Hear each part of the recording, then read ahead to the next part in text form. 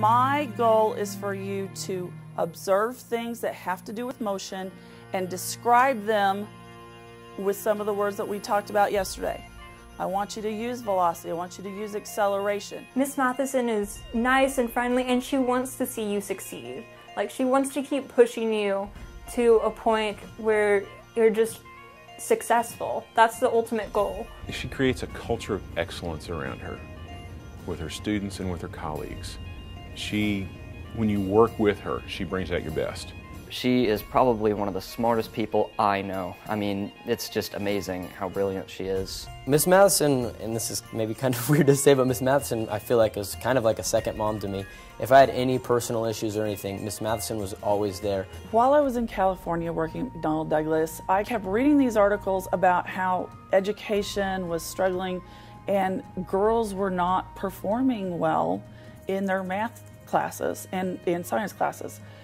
That really bothered me, and I just found myself going, why is this disconnect happening? So I asked myself, what do I want to do about this? And I decided coming home to my hometown of Tulsa was the best approach, and I wanted to get involved in teaching for a short period of time. The brain research says that you process what you learn during the day in your sleep. That is when it goes into your long-term memory. When I first met her, she talked about engineering program, and it was still in the makings and wasn't sure what direction it was going to be in. There might have been a class that she was starting, but very impressive young lady. I still remember the moment very clearly in 1997. It was over Thanksgiving break, and I had this sudden idea that I needed to teach an engineering class in high school. I hadn't heard of this being done anywhere, so I had to come up with a proposal to pitch to the principal and then pitch to the service center as to why an exploratory engineering class would be a good idea. To me, in high school, the more different activities and the more classes and offerings that we could provide for our students, the better. And I was pretty excited, the direction she was trying to go. I can't remember what it seemed like at that time. She was also talking about trying to, it might have been a year later, but put the first robot together in a robot competition. The first couple of years I had a few students, anywhere from 12 to 20. We did some really cool projects, but it was all just kind of local. We hadn't gotten into any competitions. In 2000, I started trying to go after this robotics competition idea.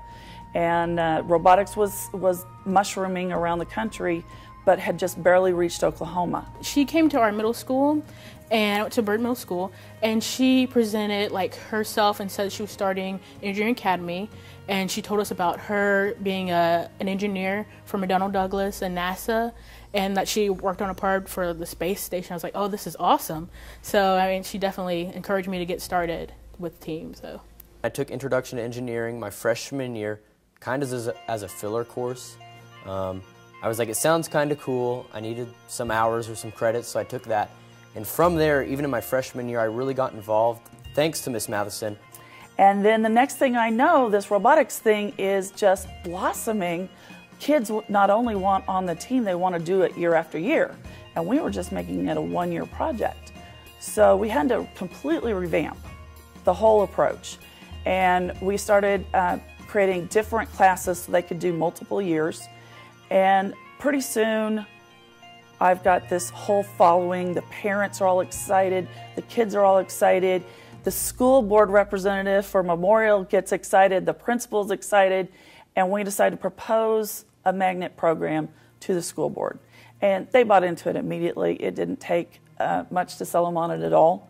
And so we've just been able to grow and adapt. We've bought into some of the national curriculum that's offered out there, but we still have a very unique experience with the strength of our robotics team and the fact that that really is kind of the centerpiece of our whole engineering program. I think there was always an inclination for engineering. It wasn't until his freshman year here that he was in the intro class with Lane that he just knew, beyond a shadow of a doubt, engineering was his chosen profession.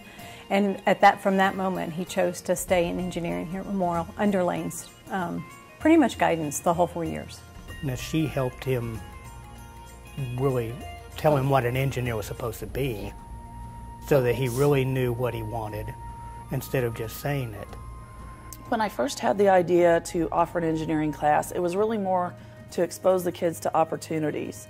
In the decade and a half since then, the news media has started to publicize just how much we need students with these skills. And what's happening right now was for me, was best summarized.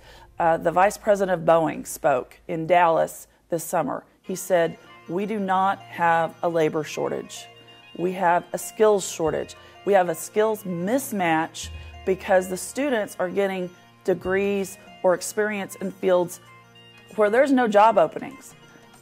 That's why one of the reasons I start early. I go out and I start talking to kids in the early grades, and I want to have first Lego League events here at the school, and I want to have mother and daughter teas and all of these different activities to help not only the kids but the parents to understand the opportunities and the need, and the fact that if we can get the kids interested, those jobs are out there and their children will not have to worry about being unemployed. I've put on the back of my bulletin board, almost more for me than for the kids, because I can see it every day.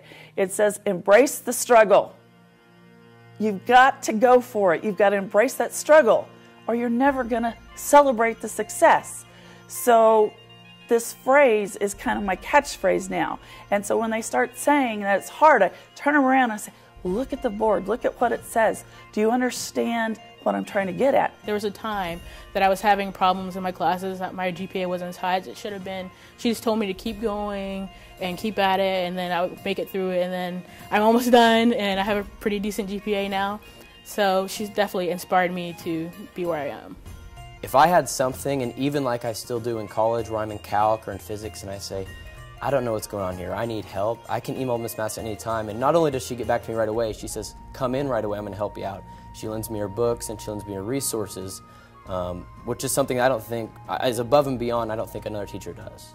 She is dedicated to her program and to her students, whether that means she's going to work late nights till 10 o'clock at night, whether she's going to work weekends, whether she's going to organize summer trips for her students. So she is the epitome of above and beyond as a teacher. I didn't really know the possibilities of being able to make robots on your own. I thought it was just something that, large companies did on their own. But then I came to Memorial and Miss Matheson showed me all this, and it's opened up new doors into my future. If you're afraid to try something that you struggle at, then nobody's ever going to say, ooh, look at what you've done. And you're never going to say, look at what I've done. That emotion, that difference. And the number of kids who say that, they come back and say, I am so glad you made me take physics, or I'm so glad you made me take calculus. And I've even had the kids come back and say, I wish you'd have kicked me harder. I wish I hadn't been so stubborn, because you were right. I should have done those things. It's just important to have that conversation with kids these days. It's not just the kids I have. It's not just the kids in Tulsa. It's the kids everywhere. They need to know. And the teachers, we need to have that conversation on a regular basis and convince them, yes, you can. Yes, you can do this. And you need to do this, not just for you, but for the difference in our country that it's going to make. I definitely think that she deserves to be Teacher of the Year.